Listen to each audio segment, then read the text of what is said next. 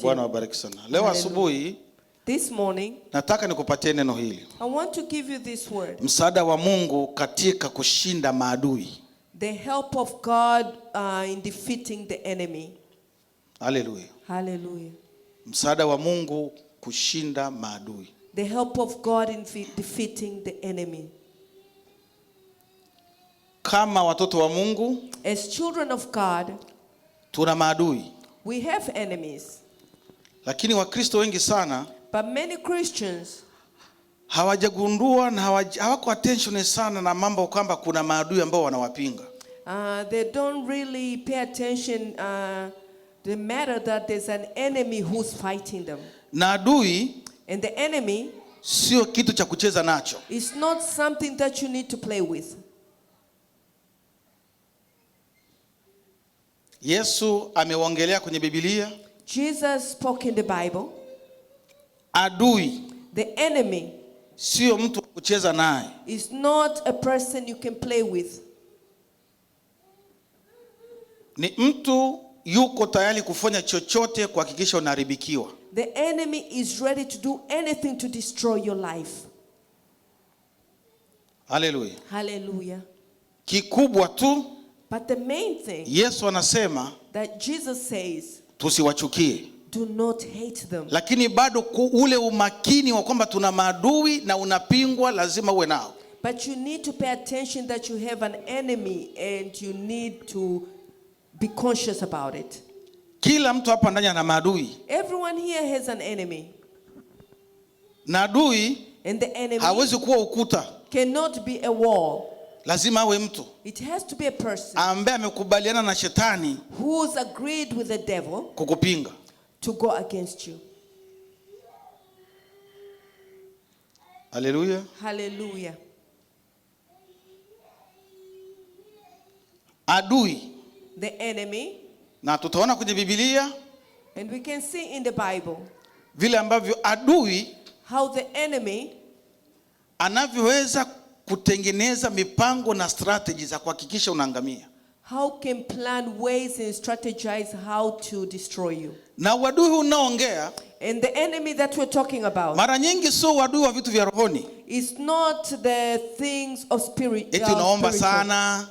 It's not that you're praying unasoma too much, Biblia sana, or you're reading the Bible too much. Huwa hako attention huko. Usually they don't pay attention to those things. Sana ni kuharibu maisha ya mtu ya mwilini. Mostly is to destroy somebody's life physically. Hallelujah. Hallelujah. Adui ni nani? Who's the enemy? Adui ni mtu adui ni mtu asiyekutakia mema, who does not wish you well, anaye kupinga, who goes against you kwa kila kitu, who's against everything. Adui ni mtu aliye tayari, an enemy is somebody who's ready kuingia gharama yoyote to incur any expenses ili tu wewe uharibikiwe, so that you can be destroyed. Bwana asifiwe sana. Praise God. Kwa hiyo adui, so the enemy, ni mtu ambaye yuko tayari kuingia gharama yoyote kuharibu ndoa yako, kuharibu watoto wako, yani yuko tayari. And the enemy is somebody who's ready to incur any cost to destroy your life. Ni mtu anayekutakia mabaya. Is somebody who wishes evil for you. Na kila mtu, and everybody, huyo mtu yupo. They have that person. Hallelujah. Hallelujah. Kila mtu, na hata makanisa, even churches, ni mtu ambaye hawezi kuona unabarikiwa. It's somebody who does not want to hawezi kuona unasoma. Who does not want to see you. Hawezi kuona watoto wako wanavaa vizuri. Who does not want to see your hawezi kuona unang'aa. Who does want to see you shine. Ndio asili ya adui. That is the characteristics of the enemy. Na yuko tayari kuingia gharama yeyote, and they are ready to go into any cost, kuhakikisha 2026 usibarikiwe, to make sure that the year 2026 you do not succeed. Na ukitaka kujua mambo haya ni serious, and if you want to know if things are serious, wengine wanakwenda mpaka kwa waganga. They go into to see witch doctors, ili wakuharibu wewe, so they can destroy your life. Tumeona watu wako Afrika. We've seen people in Africa. Wanarusha makombora huku. They send their weapons to this side kuhakikisha watu hawabarikiwi. to make sure that people are not getting blessed. Watu wamefungwa sehemu moja People are tied in one place miaka na miaka. for years.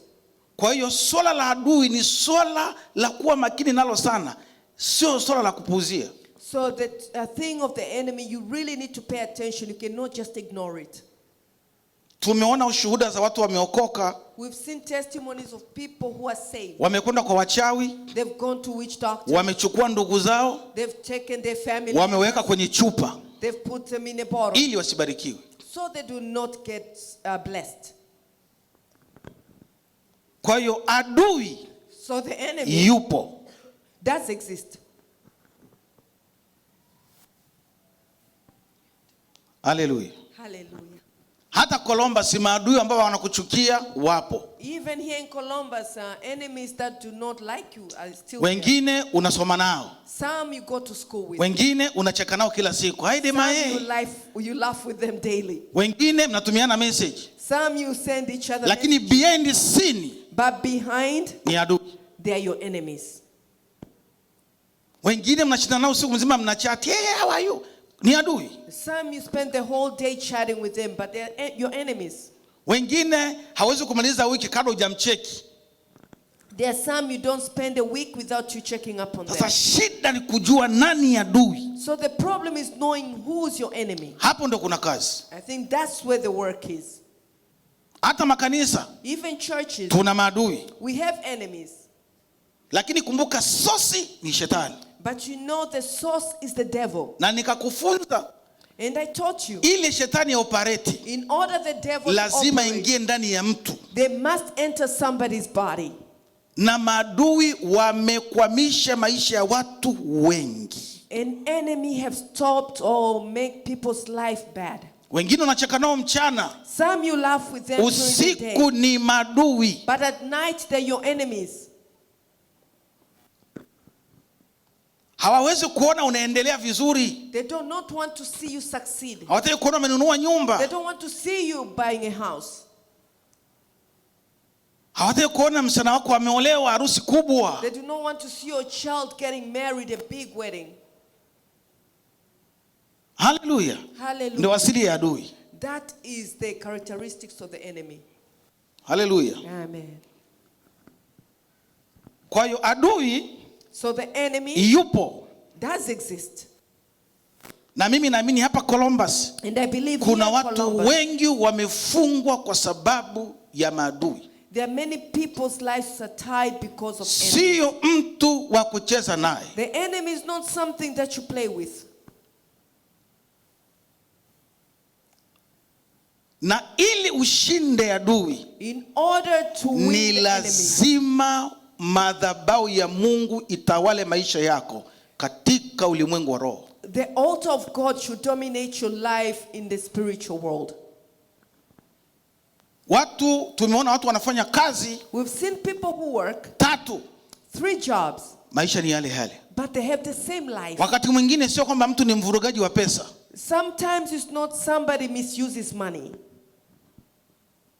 Tumeona watu wamekopeshwa hela. We've seen people who they've got money, they've lent money. Mtu anakukopesha pesa akafanya biashara. Somebody gives you a loan to do business. Ukichukua hiyo hela tu As soon as you take that money, unamfanyia yeye kazi. you work for the person. Vitu hivi vipo. These things do exist.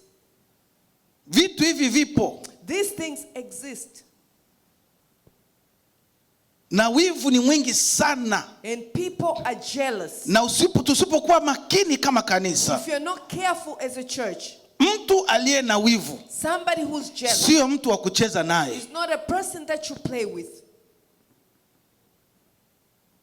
Bwana asifiwe sana. Praise God. Yesu amezungumzia kuhusu maadui kwenye Biblia. Jesus spoke about enemies in the Bible. Watumishi wote waliotumwa kumtumikia Bwana kwenye Biblia wameongelea kuhusu maadui. All the servants who are who are in the Bible, that we read in the Bible, they speak about enemies. Haleluya. Ndio maana anasisitiza tena, ili tushinde That's why I'm saying again, in order for us to win, lazima tuwe karibu na Mungu. we must be close to God. Na Mungu ametuonya mipango ni ya mwanadamu, lakini yeye ndiye ana jawabu ya mipango yako. And God has told us that many are plans of men, but he has answers to those plans. Bwana asifiwe sana. Praise God. Adui yupo. There is an enemy.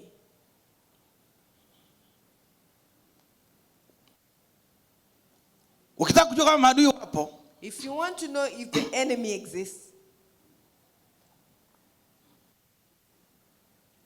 nunua gari mpya. buy a new car. Sawa? Mpya kabisa, brand new. Brand new car with 0 miles. Alafu ende nayo mtaani And then go with it on the streets.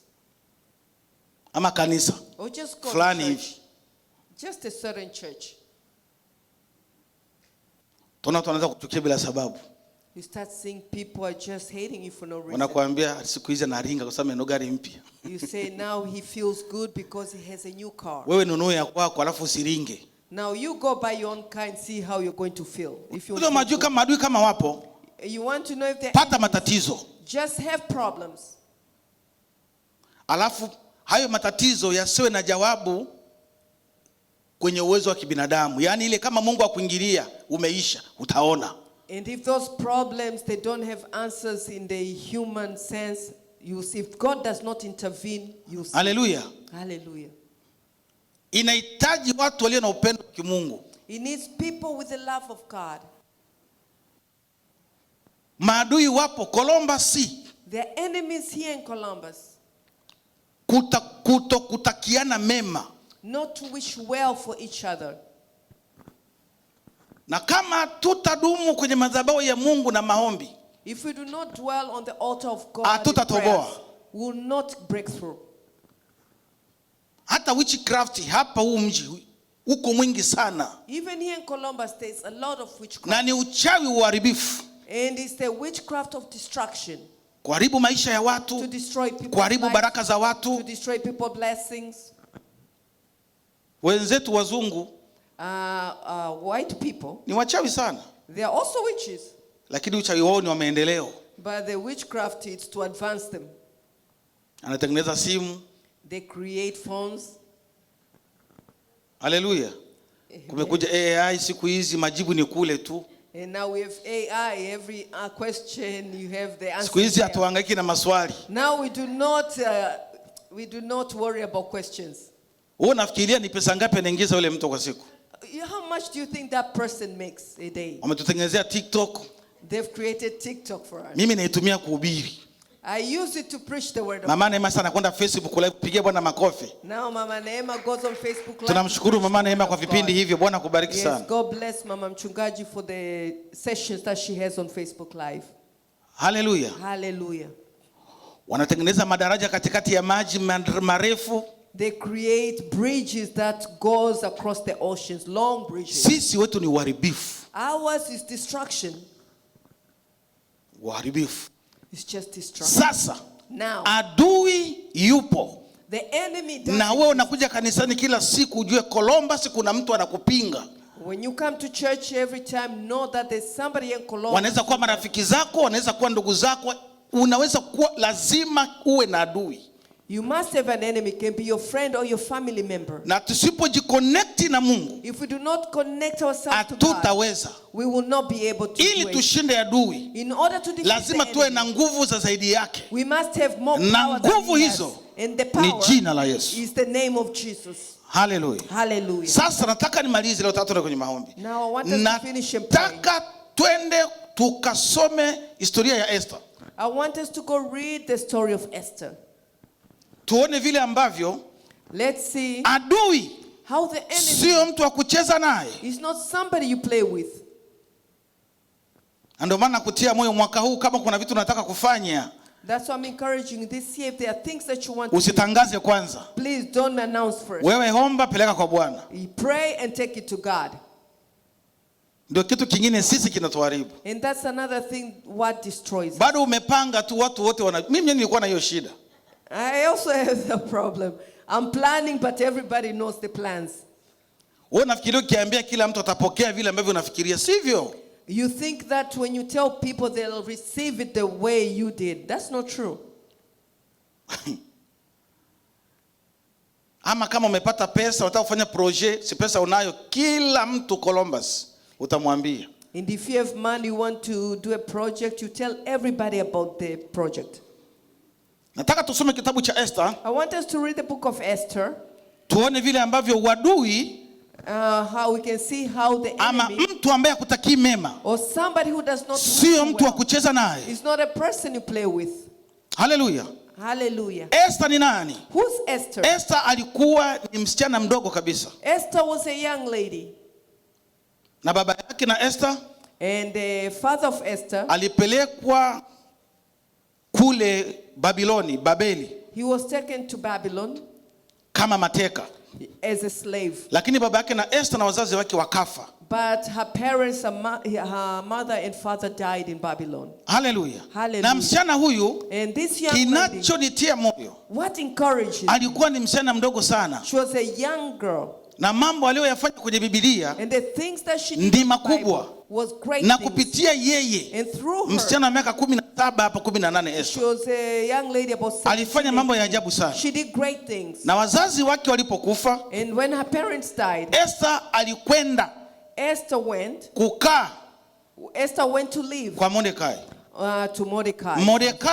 Mordecai sio mjomba wake na Esther. Is not Esther's uncle. Ni binahamu. Is a cousin. Esther ni mtoto wa mjomba wake na Mordekai. Esther is a daughter of Mordecai's uncle. Yes. Hallelujah. Kwa ni makazi. So they are just cousins. Ni kama vile Ronald na Dorothy. It's like Ronald and Dorothy. Sawa. Alafu Dorothy. So now Dorothy. Ronald ni wa mjomba, si ndivyo? Dorothy ni wa mama, si ndivyo? Yes. Ni kama vile how can you put it here? Walikuwa cousin. Mordecai's uncle was Esther's dad. Yaani mjomba. Yaani mama yake na Mordekai. Oh, Mordecai's mom. Na baba yake na Esther. And Esther's father. Walikuwa kaka na dada. They were brothers. Kama vile Ronald. Yeah, that's correct. Na Dorothy. Yes, like Ronald. Pige Bwana makofi. Let's clap for them, Lord. Sasa wazazi walipokufa, now when the parents Mordekai died, akamchukua huyo msichana. Mordecai took in Esther. Hallelujah. Hallelujah. Alipomchukua, when he took her, akaenda Babiloni. He went to Babylon. Esther, sikilizeni. Listen to this. Nimesoma hii historia jana yote. I read the story yesterday. Kwanza yule binti alikuwa mzuri. First, she was a beautiful young lady. Wasura. She was just looking, outward look, she was very beautiful. Duniani hakuna mbaya, kila mtu ni mzuri. Hallelujah. In the world everybody is beautiful, we don't have ugly people. Alikuwa dada mzuri. She was a beautiful young lady. Wasura. Just by her appearance. Kwa hiyo mfalme Asuelo, so the king as well, alipotaka kuoa, when he wanted to get married, ilibidi wale mabikira wote wakusanywe sehemu moja kwa miezi 12 alafu achague mmoja. All the virgins, young lady, they all had to get together so he can choose one. Lakini huyu binti, but this young lady, sikilizeni sasa hapa. Huyu binti, so this young lady, alikuwa na mtu asingefanya kitu chochote mpaka apate mashauri ya Mordekai. She was not able to make any decisions without consulting Mordecai. Kwa hiyo unaweza kuona kwanza alikuwa ni mtiifu. We can see first she was obedient. Ni msichana alifunzwa kutii. She is a lady who was taught how to obey. Na alipofuata mashauri ya Mordekai, when she followed Mordecai's advice, mfalme akamchagua. The king selected her. Akawa mke wa mfalme. She became the wife of the king. Sasa now, pale kwa mfalme, at the palace, kulikuwa na baba mmoja anaitwa Hamani. There was a man called Haman. Hagagi. Hamani Hagagi. His name was Haman Hagag. Huyu baba, this man, alikuwa na chuki na Waisraeli. He hated the Israelites. Miaka mingi imepita.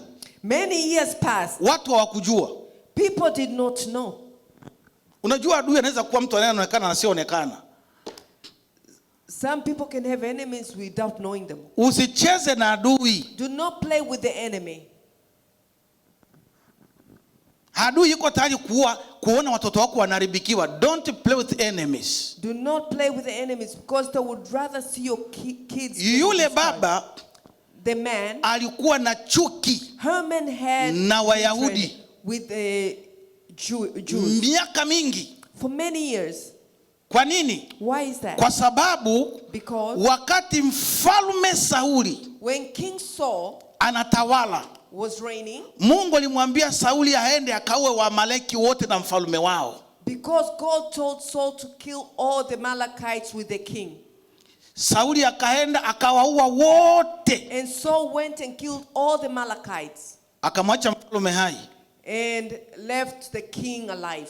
Alipokuja na Israeli, When he came with the king to Israel, akafa huko Israeli. and he died in Sasa Israel. yule mfalme ambaye Sauli alimuua yule, So the king that Saul killed, ni kabila moja na yule Hamani. he's from the same tribe as Haman. Kwa hiyo kile kitu So that thing kilibaki kwenye moyo wake, remained in his heart, kwamba hawa watu that these people, ndio waliua Waamaleki, they're the ones who killed the na Waamaleki ni Amalekites. kabila langu. And the Amalekites are from my Kikabaki tribe. moyoni, That remained in his hakuna heart. mtu alijua. Nobody knew that. Kwa bahati nzuri kwake, But the good thing for him, mfalme akampandisha cheo. the king gave him a raise. Alipopandishwa cheo, When he got the position, akapata sasa mlango wa kuanza mashindano. that was the door for him to start the Sasa katika competition. ulimwengu wa kiroho tunasemaga hivi, usianzishe vita ambavyo unajua hautashinda. In the spiritual realm, we say, do not start a war that you know you will not win. Haleluya. Hallelujah. Usianzishe vita ambavyo unajua hautashinda. We cannot start a war that you know Unajua you will sisi not wanaume win. tukiwa tunapigana kama wanaume kule kwetu tunapiganaga. Wamwe. Yaani kuna watu wanamkwala kwa sababu unajua hata watu wa kuamua wapo. People usually can talk, hey, but because they know the people who surround them. Msipigane, nitakupiga wewe. Yaani yeye They nguvu zake ni kwa sababu kuna watu wa kuamua. Lakini muacheni sasa. And they threaten others because they know the people who are powerful surrounding them. But leave that person alone. Kama nguvu za wanawake. It's like women's power. Ushaona wapigana wanawake ni sio rahisi. You've seen how women fight. I'll show. Kwa hiyo usianzishe vita ambao unajua hautaweza. You will suffer. Don't start a war that you won't win, because you're going Kama to unajua huna nguvu, if you know you don't have power, wewe kimbilia tu kwa Yesu. just run to Jesus. I have never seen Dorita anapigana hivi. You don't like it? You don't know. Say she doesn't know how to fight and she doesn't like to fight. Hallelujah. Hallelujah. Sasa Hamani So Haman, alipopandishwa cheo, when he got the position, akaweka amri kila mtu lazima msujudie. he made a law that everybody should worship the king. Mordekai And Mordecai akakataa. refused. Alipokataa, When Mordecai akasema hapa nimepata mlango. He says, this is where I found the king. Akaenda kwa mfalme, He went to the king. akamwambia hapa He says, here, kuna watu fulani ambao hawatii amri niliyofanya. there are people who do not obey the law. Na mimi And I sitaki tu huyu Mordekai, just don't want Mordecai. ninataka Wayahudi wote I wauawe. want all the Jews to be killed. Mordekai akachukua pete ya mfalme, So Mordecai took the king's ring, ikawekwa muhuri, and that it was stamped on the law. na sheria ya Wamedi na Wajemi. And the law of the Midianites. Mfalme akishaweka muhuri hivi na pete yake, huwezi kubadilisha hiyo sheria. Once the king has stamped the law with his ring, nobody can change that. Hallelujah. Hallelujah. Huyu ni Hamani. This was Haman. Lakini walikuwa wajue sababu. But they did not know the reason. Sheria ya wafalme wa zamani, pete ile pete ring, ikishawekwa hivi muhuri, huwezi kubadilisha, lazima hicho kitu kifanyike. The law at that time, once the king endorses his ring or stamps the ring on the law, it becomes a law, it cannot be changed. Na kitu kingine kilimuhusu huyo Hamani, And something that made Haman mad ni kuona Esther is to see Esther, amechukuliwa kuwa malkia. that Esther became a queen. Na Biblia inasema kwanza Esther alificha. First, the Bible says Esther Hakusema yeye ni Myahudi. She did not say she was a Jew. Bwana asifiwe sana. Praise God. Na wakapanga tarehe. And they set a date. Siku ambayo Wayahudi wote watauawa. A day that all the Jews will be killed. Soma kitabu cha Esther. Esther 3:8-11.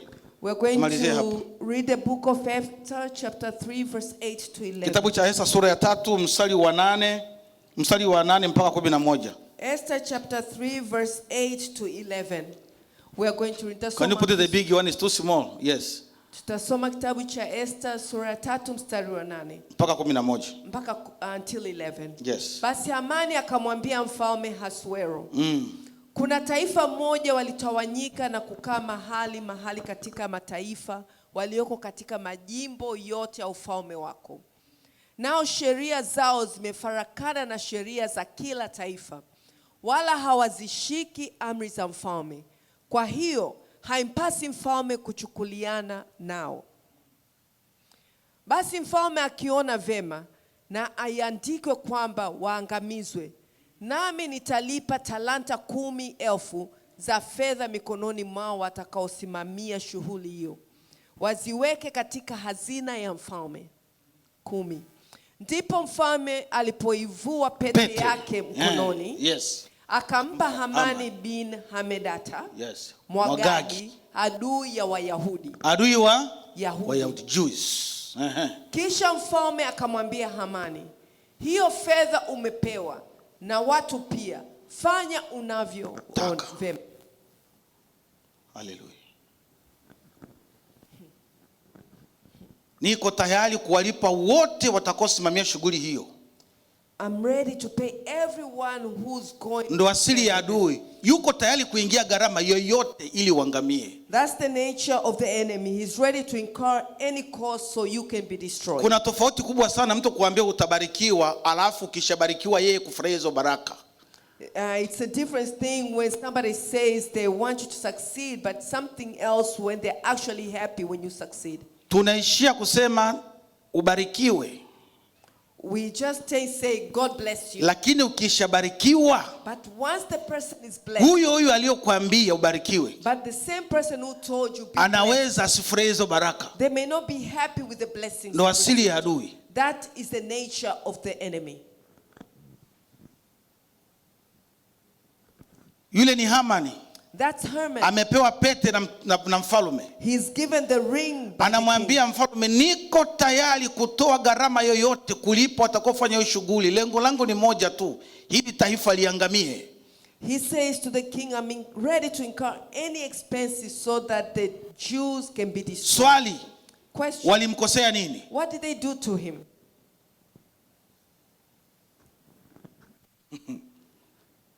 Unaweza kupata adui tu kwa sababu unavaa vizuri. You can just get an enemy because you know how to dress. Swali, question, walimkosea nini? What did they do to him?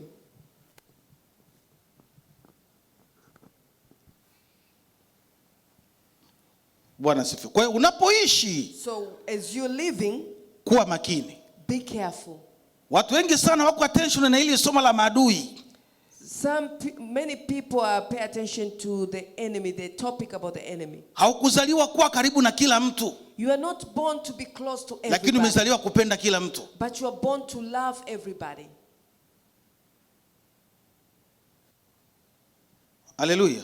Hallelujah. Haukuzaliwa kuwa karibu na kila mtu. You are not born to be close to everybody. Hata Yesu hakuponya watu wote, wengine alikuwepo na alienda hakuwaponya.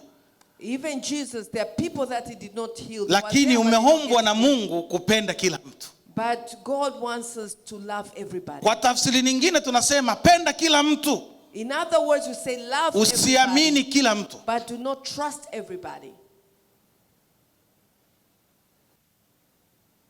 Haleluya. Hallelujah. Penda kila mtu. Love everybody. Usiamini kila mtu. But do not trust everybody. Mazingira haya yanaprotect na maadui. This protects you from the enemy. Acha watu waseme na kiburi. Let people say you are proud. Usiku watalala. But they will sleep at night. Bwana asifiwe sana. Unajua sisi hatuja experience maadui kwa sababu hatujabarikiwa. You know, we haven't really experienced enemies. Kuna mahali ukibarikiwa maadui hawajifichi, yani wenyewe wanajionyesha. There's a place where God blesses you and you can see enemies. You don't even have to struggle to see them. Bwana asifiwe sana. Praise God. Penda kila mtu. Love everybody. Usiamini kila mtu. But do not trust kwa sababu gani? Haukuzaliwa kusaidia kila mtu. Because God, you did not get born to help everybody. Oh, glory to Jesus. Glory to Jesus. Praise God. Hamani yule. Haman. Akatengeneza mpango. He made a plan. Sasa. Now. Akafanya makosa. He made a mistake. Akaenda kwa mke wake. He went to his wife. Alifanya makosa makubwa, nataka nimalizie hapo. Akaenda kuomba ushauri kwa mke wake. He went to seek advice from his wife. Sisi ambao tumeoa, those of us who are married, tunajua kitu cha kumshirikisha mke wangu na kitu kingine kwanza unakaa kidogo. We know what to involve your wife in, and some things you just have to stay a little while. Bwana sifiwe. Praise God. Ukienda na mioto kila kitu, utakuta mke wako sana na stress, atakupatia mashauri ambayo sio. If you just go with everything to your wife, sometimes you may not get the right advice. Wanawake hawakuumbiwa kubeba vitu vigumu. Because God did not create women to carry heavy burdens. Hawa ni watu soft. Women are soft creatures. Ndio maana asili ya mwanamke siku zote ni mtu tu akubembelezwa. So you can see the nature of a woman is just to pamper them. You pamper them. Unawabembeleza. Na ndio maana nasemaga hapa, hebu niambie tu ukweli, Ronald aanze kubembelezwa na Christina kweli Ronald anabembelezwa sisi ndio tunabembeleza wanawake. Tunawabembeleza mama, tulia, mambo yatakuwa sawa. Kwa sababu mwanamke anaweza akajamu asubuhi, tunajua amejamu na nini. Amejamu tu, anaweza kumbembeleza. Sasa wewe mwana mama alibaba lizime miaka 45. Uanza kubembelezwa, papa lambe, papa sheri. So you know sometimes women can just wake up mad. Wakina Doreti wale wasichana wadogo ndio wanabembelezwa. Haleluya. Doreti young ladies wakina Debora hayuko hapa. Sasa sisi watu miaka 45 tunaanza kubembelezwa tena, si ajabu. So you a 45-year-old man. Mama anahangaika mara nikupikie chai, sitaki chai mimi. Somebody says, "Can I make you tea?" Say, "I don't want tea." Na mzee amefunga shura. Kuna siku moja nilikasirika nyumbani. There's one day I was very nikafika mwisho. I think I got to nikasema leo I said today. Mungu utanisamea. Uliniita lakini leo nachomoka kidogo. He said you called me but today I'm going the other way. Alafu Neema anakuja kuniuliza utakula ugali. Yafu nilisikia yani nasikia. The Neema comes and asks me, you sasa mimi nilikuwa nataka nibembelezwe. Me I wanted to be pampered. Mimi naambieni ukweli. And that's the truth. Mama naye amekaza ugali. And mama is insisting, do you want ugali? Kwa hiyo Ronald, sisi atubembelezwe, pole my brother. So Ronald, men do not get pampered. Umeingia kwenye ulimwengu. You've come to this world.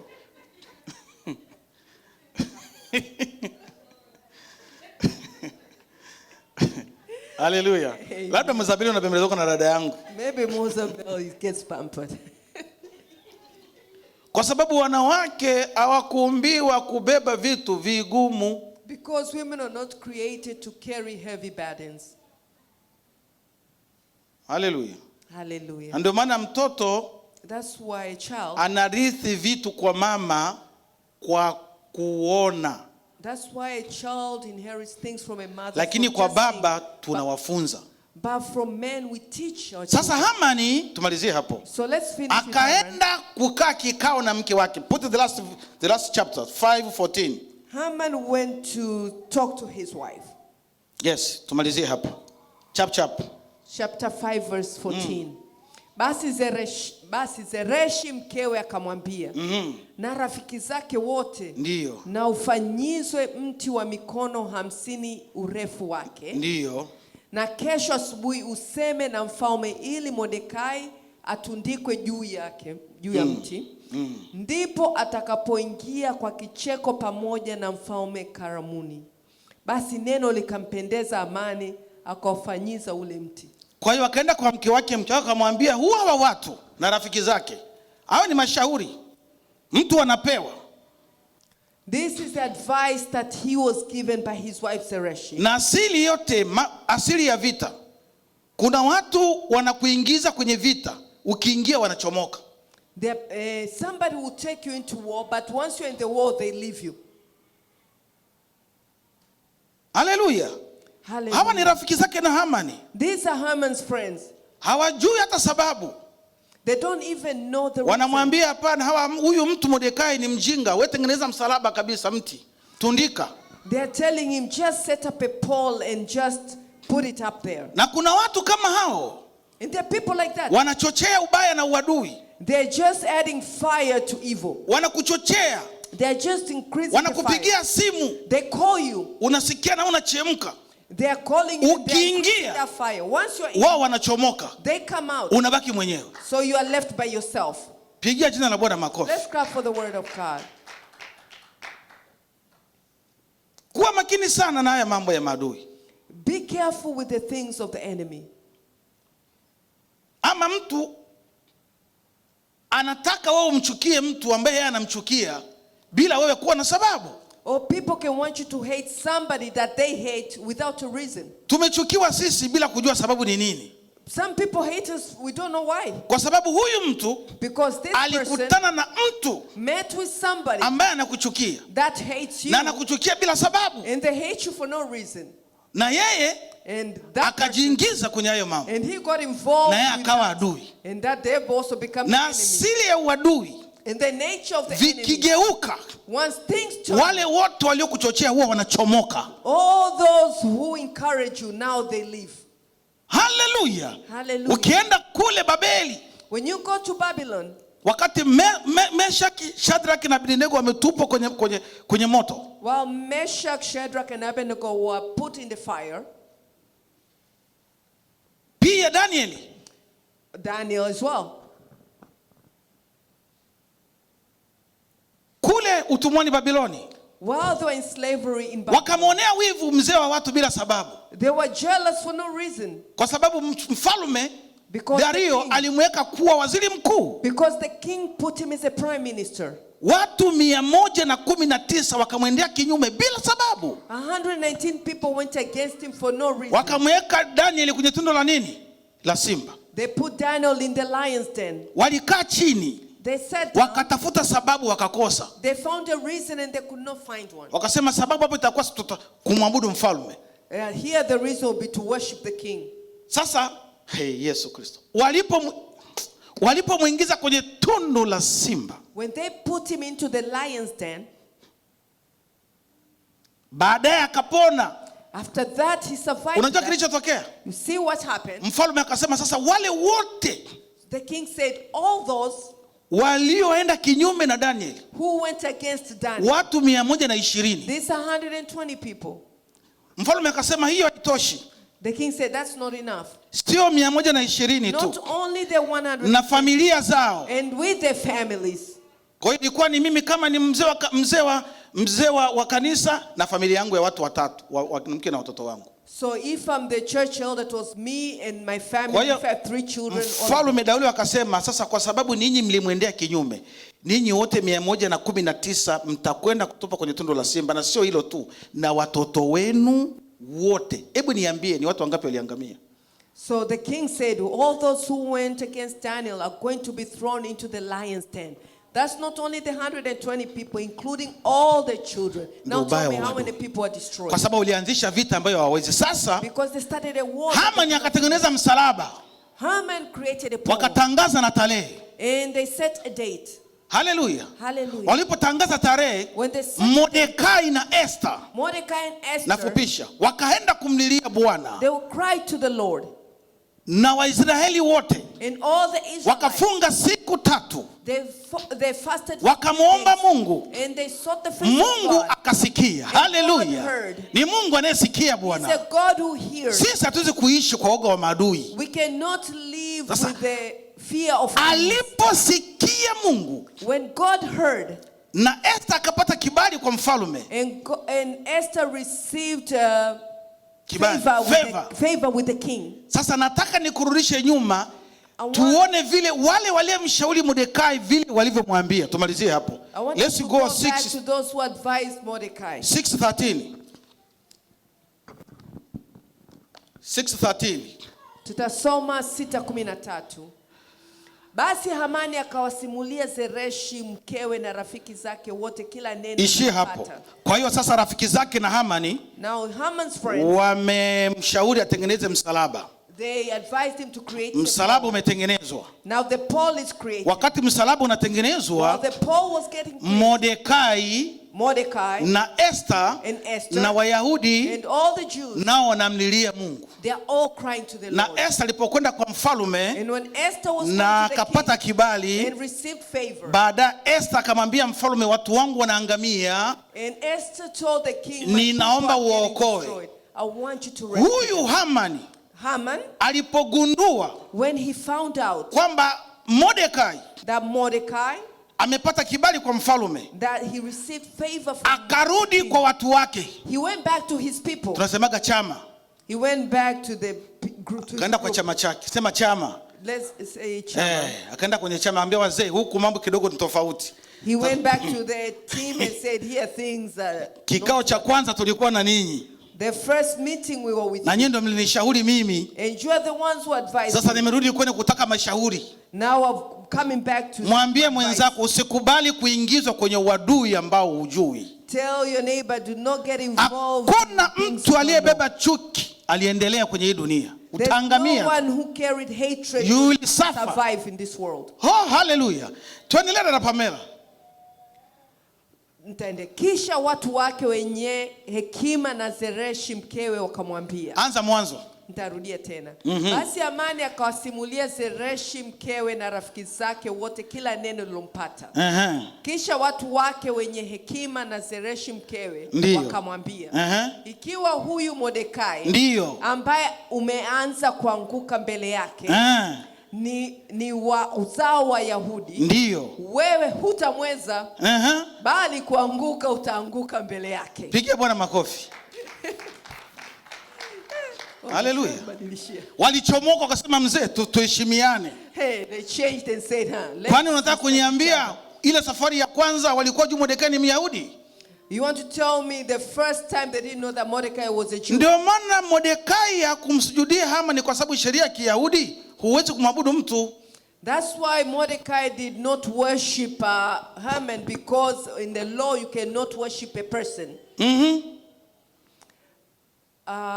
Ninyi mnapenda kushikisikia mashauri ya watu, unasikia? Huwa wanachomoka watu, ukifika matatizo wanachomoka. Walimwacha Hamani peke yake. Acha nisome. Acha mimi nisome. Put Swahili my friend, please.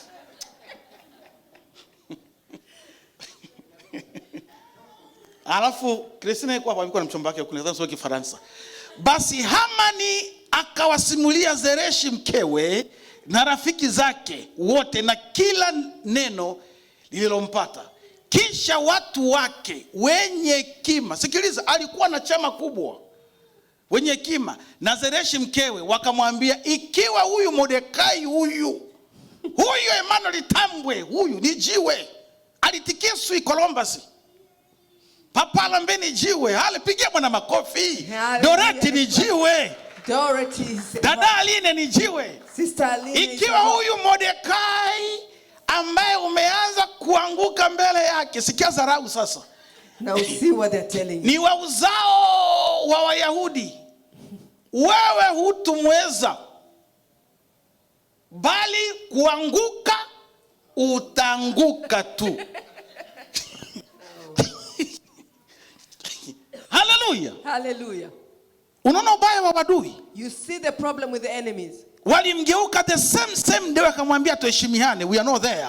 They turned against him now. They said, take your cross yourself. You carry your own cross. We don't know about Mordekai.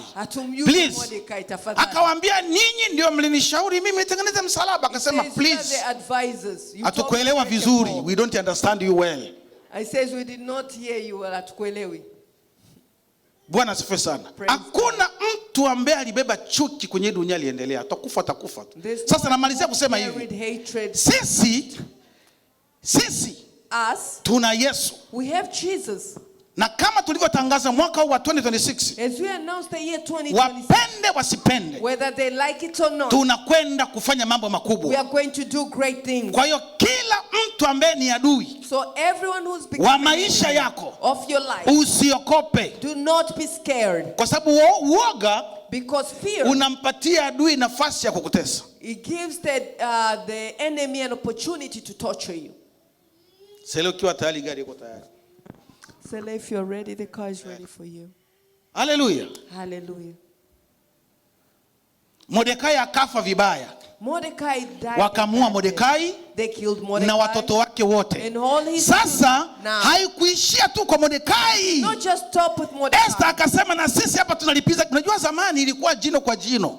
You know, long time ago is a tooth for a tooth. Kabla ya Yesu, before Jesus, ilikuwa ni hua. It was you kill, you get killed. Amen. Hallelujah. Okay. Jino kwa jino. It's a tooth for a tooth. Kabla ya Yesu, before Jesus, ilikuwa ni jiwe jino kwa jino. It was a tooth for Benja, can you put it the last book? We are going to go to the last scripture. Yes. Soma hiyo. Esther 9:16. Nao Wayahudi wengine walokaa katika majimbo ya mfalme walikusanyika. Wakazishindania maisha zao. Wakajipatia raha mbele ya adui zao. Ndio. Wakawaua waliowachukia, watu 75,000. 75,000 people they are killed. Walakini juu ya nyara hawakuweka mikono. Hallelujah. Watu 75,000 waliuawa kwa sababu ya mtu huyu. 75,000 people died because of one person. Ndio maana kuambia kwa ile kanisa usiwe na roho ya kuchukia watu. That's why I tell you this church, do not hate people.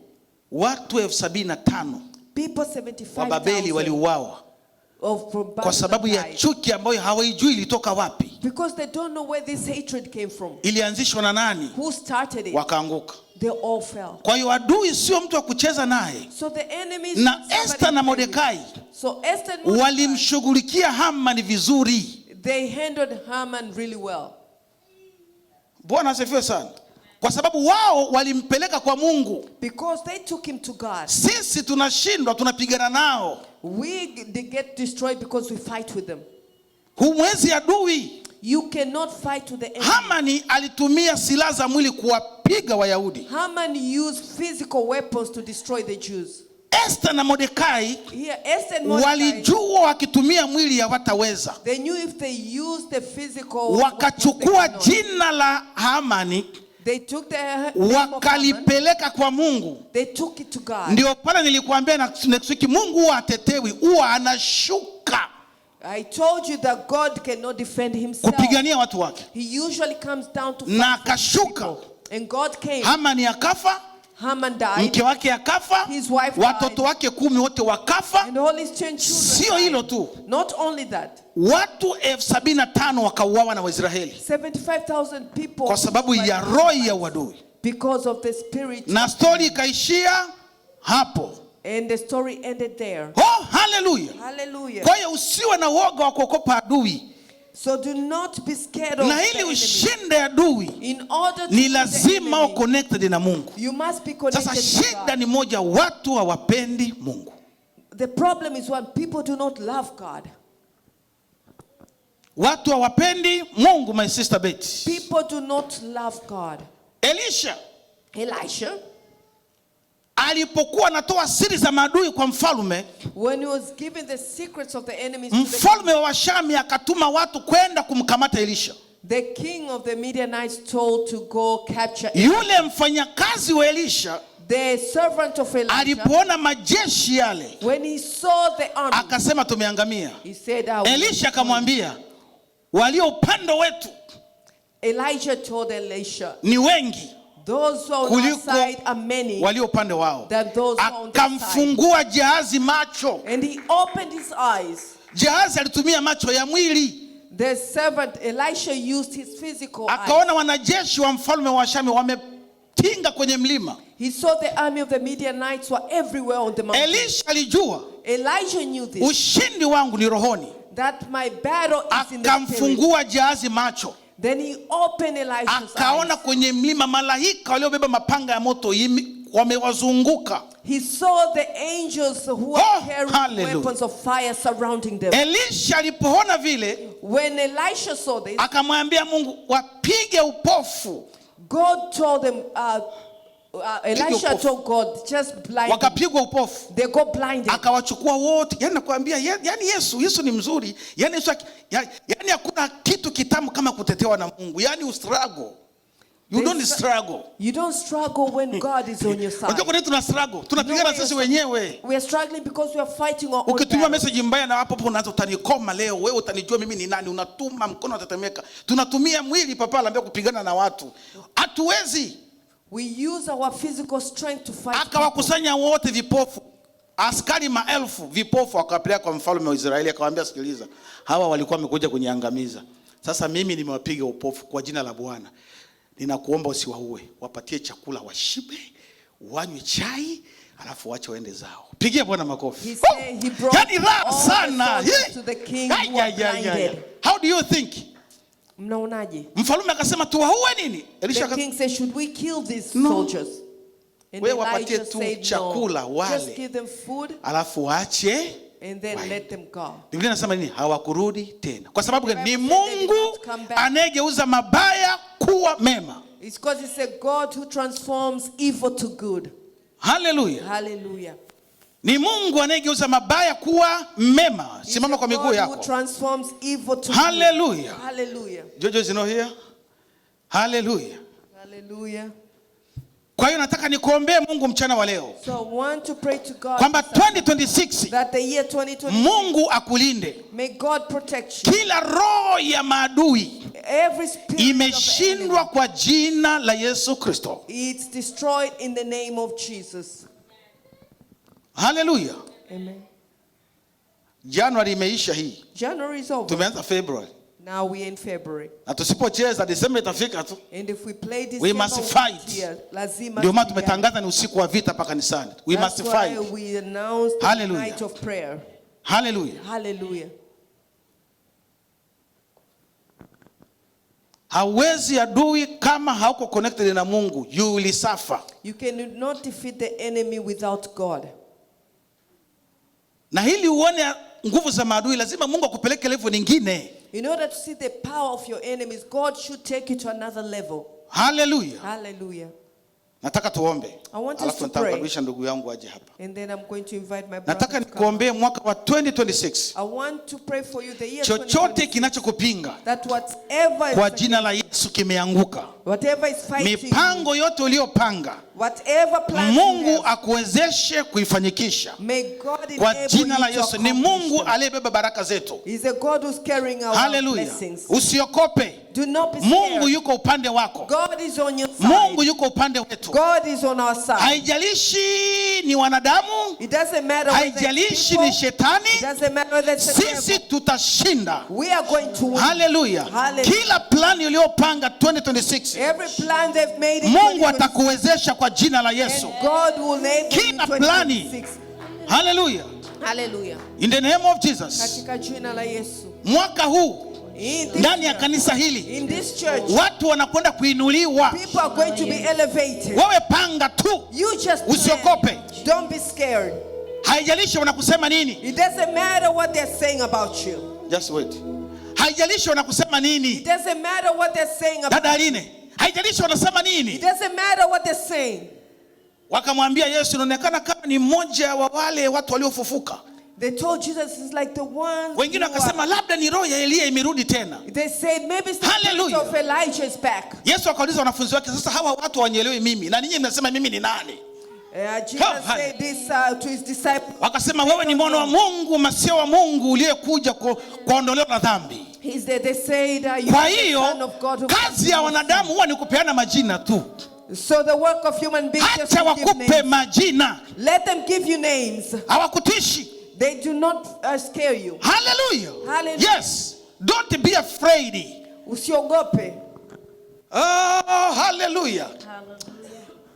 Hallelujah. Hallelujah. Acha waseme chochote ambacho wametamka kinyume na maisha yako, kwa jina la Yesu tunakifuta. Whatever they've spoken Chochote kilichotamkwa kinyume na familia yako, kwa jina la Yesu tunakifuta. Chochote ambacho kimetamkwa kinyume na kazi yako tunakifuta kwa jina la Yesu. Amen. Haijalishi walikaa kikao Columbus, haijalishi walikaa kikao Afrika, haijalishi walikaa kikao cha ulimwengu wa roho, kwa jina la Yesu tunasambaratisha. Tunatangaza leo 2026 ni mwaka wa kuinuliwa, ni mwaka wa baraka. Kwa jina la Yesu. Hallelujah. In the name of Jesus. Katika jina la Yesu. Mwaka wa 2026 ni mwaka wa baraka. Is a year of blessing. Kama kuna kitu umepanga Mungu akufanyie, inua mkono mahali ulipo tu, inua mkono. Nataka nikuombee. Kama kuna kitu umepanga Mungu akufanyie mwaka huu, inua mkono. Kuja hapa mbele, usiogope. Kujeni hapa mbele tuombe pamoja. Nataka tuombe pamoja. Haijalishi ni nini, nimesema liwe liwalo, mwaka huu lazima watu hapa ndani wabarikiwe. It doesn't matter what yes. it is. Haijalishi ni nyumba, haijalishi ni nini, mwaka huu lazima watu wabarikiwe. People should get blessed. In the name of Jesus.